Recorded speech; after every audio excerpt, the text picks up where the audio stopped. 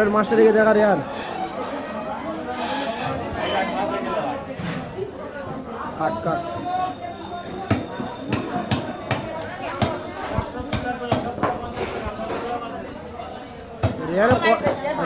রিয়ানের কটা ভিডিও আমার কাছে ভাইরাল আছে।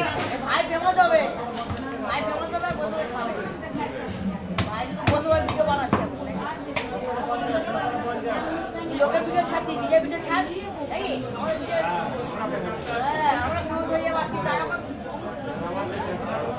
রিয়ানের 50% না রিয়ান